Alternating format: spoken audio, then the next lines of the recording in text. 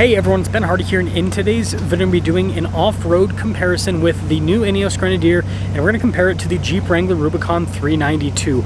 With how both of these vehicles are equipped, the pricing is actually very similar. So if you're going to spend about $90-ish thousand on a crazy off-road SUV, should you go Wrangler with a V8 or should you get the new Grenadier?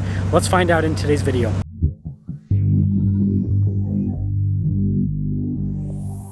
Now, before we get into the off-roading, I want to quickly go over a couple of spec differences with both of these vehicles. So, solid axles front and rear with both of them. The Wrangler has a sway bar disconnect. The Grenadier does not. The Wrangler has almost 13 inches of ground clearance. The Grenadier is about 11 inches because I've put 33-inch tall tires on it.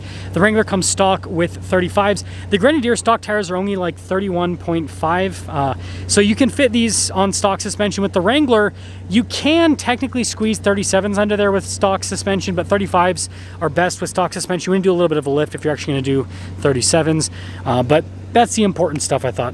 So sorry about the camera angle.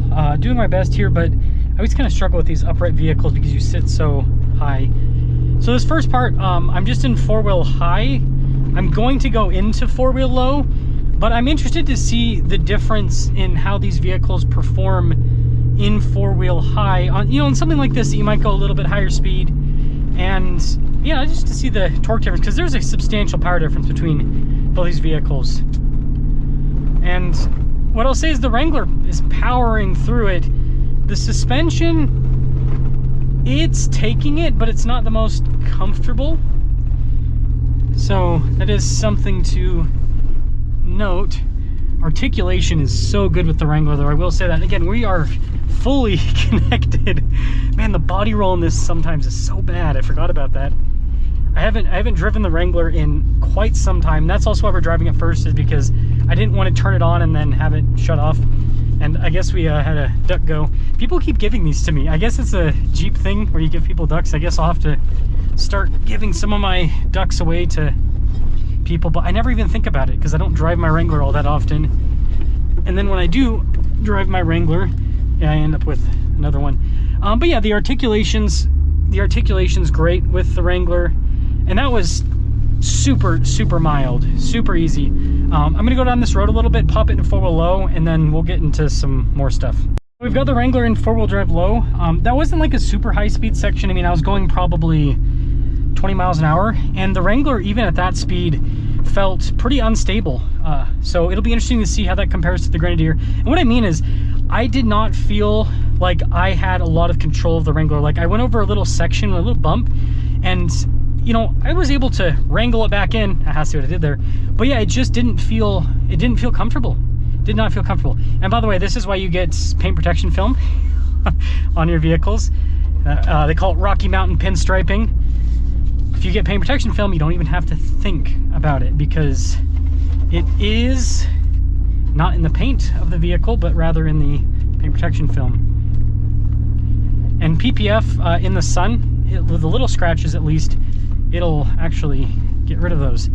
So it seems like it's obviously doing just fine. I mean, this is nothing for a Wrangler, especially a Wrangler on 35s, even though I didn't air down, which that would give us more grip.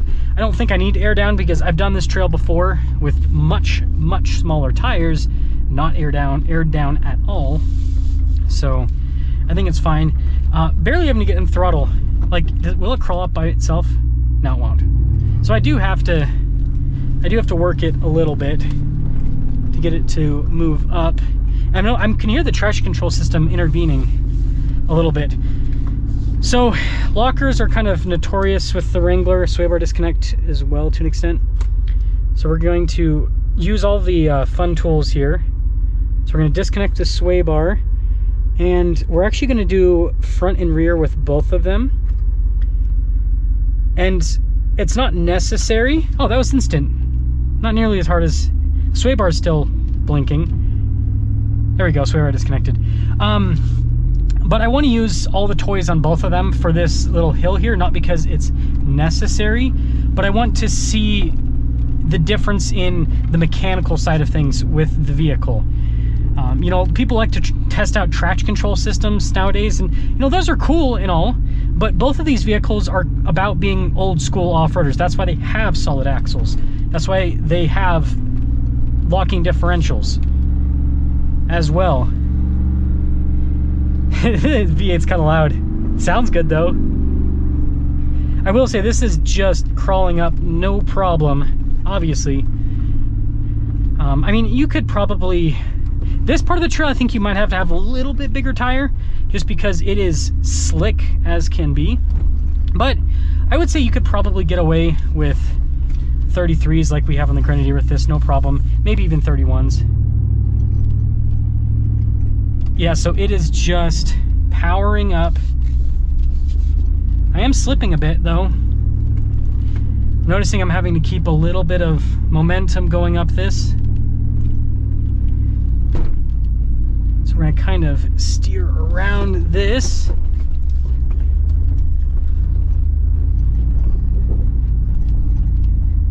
Yeah, traction control system still having to work some, even with the lockers engaged. Oh my goodness, that is not good at all. So I was really having to dig in there. Wow, unexpected. I thought the Wrangler was going to be interesting. I thought the Wrangler was going to be way more comfortable than it was. I mean, I was just smooth crawling, and I really had to dig into the throttle there. So just a quick clip of my feet and the trail here. The cameras are never going to show you how steep something is. This is a pretty decent grade. I'd estimate it's probably somewhere in the mid-20s, but you can see we've got some decent sized rocks. Here's my shoe for comparison. I think I'm like a size 11 roughly, so just give you guys an idea of the rocks. But yeah, this is what was tripping up the Wrangler. I expected it to just be able to kind of go over these things, but yeah, I mean, again, the traction control system was intervening, and even though it has stability control, if it was still cutting power, so it wasn't the worst thing, but it did worse than I thought it would. Oh, we are going back down, and then we'll pop into the Grenadier. I won't make you guys see the whole trail because the beginning part, frankly, is pretty boring. But one benefit of the Wrangler is it does have a front camera. Now, neither of these vehicles need a front camera, in my opinion, because the front visibility is so good, but it's always a nice feature to have. Now I am locked into first gear currently, which is good because that's a pretty steep drop, and you guys can see my tire marks down here now where I was slipping up a bunch. But yeah, that would not be fun to drive down. Many an injury, big hurt. I mean, it's handling it good. I am having to kind of ride the brakes more than I thought I would have to, if I'm being honest. Again, airing down would help out quite substantially with this situation, but I don't think it's necessary when you've got, I mean, it's always good to do, but it's a pretty short trail and we've got 35s. So it did fine. It slid a little bit there. Wasn't the worst. But yeah, I mean, the Jeep's known for, I mean, we're in four-wheel drive low. It's known for having a pretty low range, but still, I was still having to ride the brakes just because of the speed. We'll see how the Grenadier compares. So yeah, again, we used all the toys, locking diffs, and so we're disconnecting. You know, if I had aired down the tires, I probably could have gotten up that a little bit. I'm definitely would have gotten up that a little bit easier. Could I have gotten up without the locking diffs? I don't think so. I think that, and I think it'll be the same for the Grenadier, because the Grenadier has a truly ancient traction control system. But yeah, the Wrangler, it's great. It's still a great vehicle, but yeah, I will say, to be honest, I'm a little bit disappointed in the performance there, but we'll go compare the Grenadier. Setting off in the Grenadier, I have to note some key differences. So the cold pressure of these tires is about 4 psi lower than the Wrangler's recommended cold pressure. I have never seen 4 psi. I mean, it makes a slight difference, but any difference that would make is more than made up for in the Wrangler with the fact that it has tires that are much bigger, right? 33s versus 35s. These tires are 285 millimeters wide. The Wrangler's tires are 315 millimeters wide. So the Wrangler has a much bigger track. And I'm still trying to figure out why the Wrangler did so, it's not like it did horrible, it made it up. But I looked at the tires too. I'm like, okay, maybe my tread's low, right? I don't drive it that often, but I took a look at the tires and the tread on those is the same as on the Grenadier. Now I will say I do like the body control and the steering on the Grenadier way more than the Wrangler. I don't feel like I have that top heavy side to side motion that I was struggling with on the Wrangler. This is firm, but it's not uncomfortable. It's actually more comfortable on the trail. So basically it has a better ride and the body control is way better, so I feel more comfortable. And going over the rocks and everything, they do not upset the Grenadier nearly as much as the Wrangler in terms of like, you feel them, right? I'm still bumping over these rocks and everything. There's no, you know, denying that, but it's just a more comfortable ride. The suspension, it's not as harsh, right? It seems like it can handle it a little bit better. So driving with the Grenadier here, that same high-speed section, the Grenadier did do better. Now, that section that really unsettled the Wrangler that I went over, it did in fact unsettle the Grenadier as well. I did not have to slow down on the Grenadier. The Wrangler I did. I had to, just to get control and everything, I had to slow down.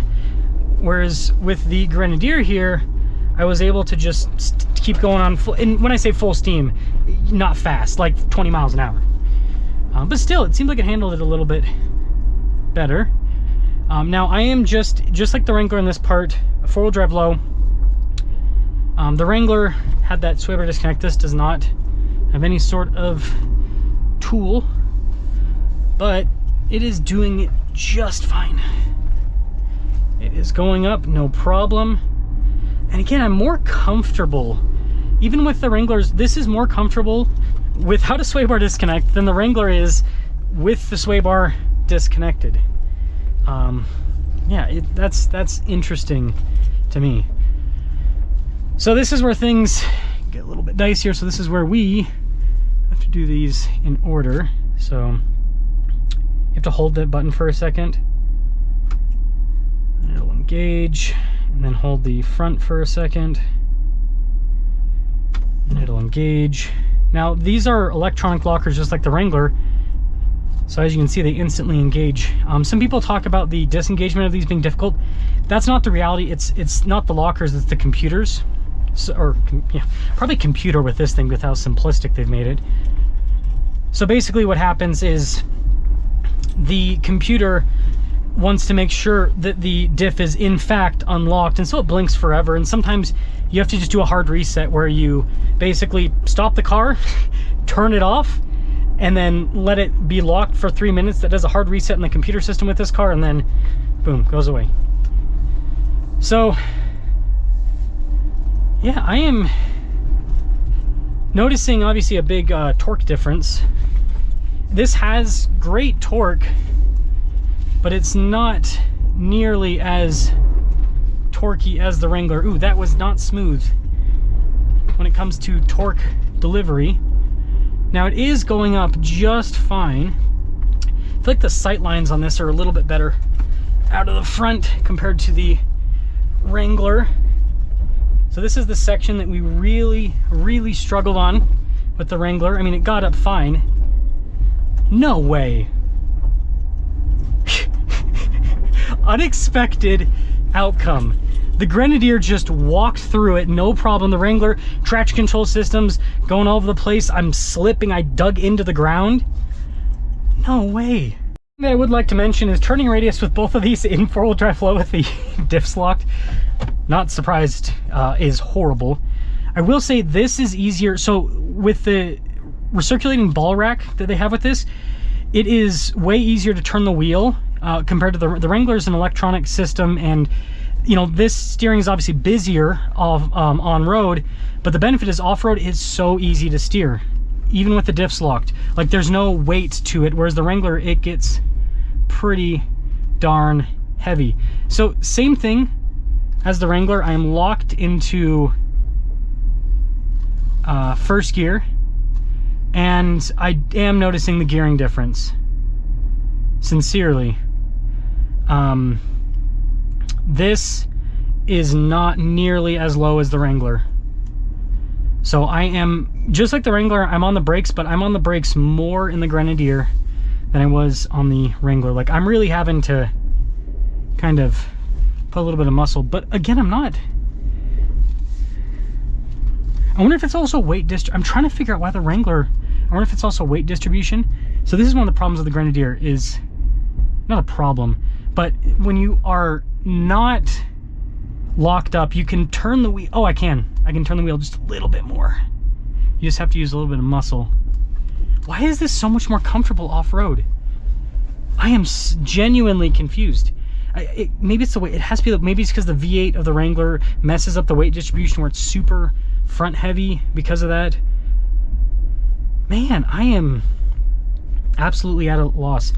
So suffice to say, conclusion of this video, I've been thinking about selling my Wrangler because I've been not driving it at all, and I have been trying to find a use for it, right?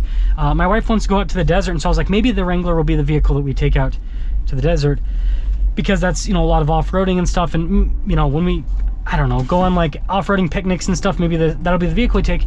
But after this little test here, the fact that I was able to go through that more comfortably with smaller tires.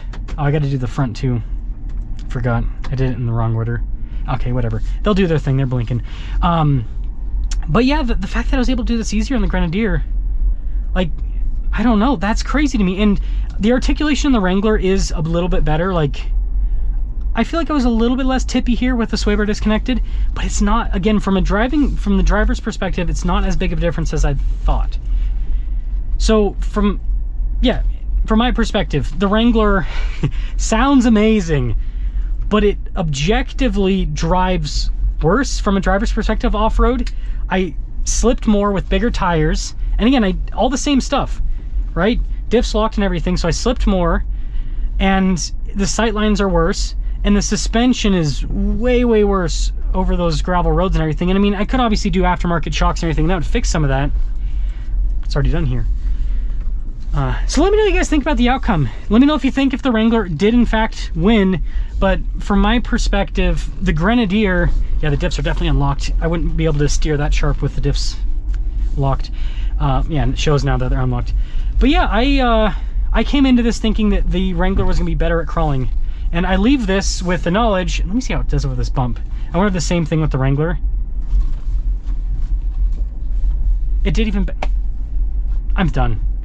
How is this vehicle this good? First year from a new company, and somehow it out Jeeps the Jeep. What a world we live in.